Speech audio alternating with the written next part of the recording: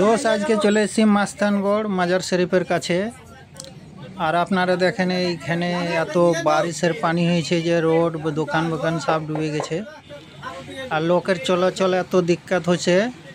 দেখেন একটা বড়বড়ি গাড়ি যে খাড়ো আছে, মোটরসাইকেল দেখতেই পাচ্ছেন আপনারা কতটা চাকা ডুবে যাচ্ছে।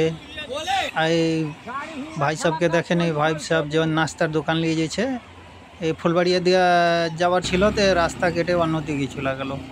অনেক আর বাচ্চাদের কত তকলিফ হচ্ছে দেখেন। আর এই দোকানটার পুরা ভিতরে তাক পানি এসে গেছে। মাজার শরীফেরও সিঁড়ি তাক পানি পৌঁছে গেছে।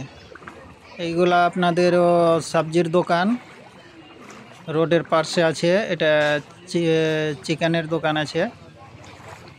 আর এই পাশে দেখতে পাচ্ছেন সব দোকানগুলা যে আগে দিকে পানি এসে গেছে।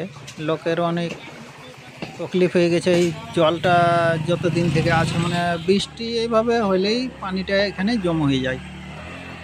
আর ওইদিকে যে গাঁওগুলা আছে, গাঁওগুলা বাড়িগুলার ভিতরেও পানি এসে গেছে। এটা দেখতেই পাচ্ছেন আপনারা যে আগা দিকে মানে মোটরসাইকেলটা যাচ্ছে, কতটা চাক্কাটাও ডুবে গেছে।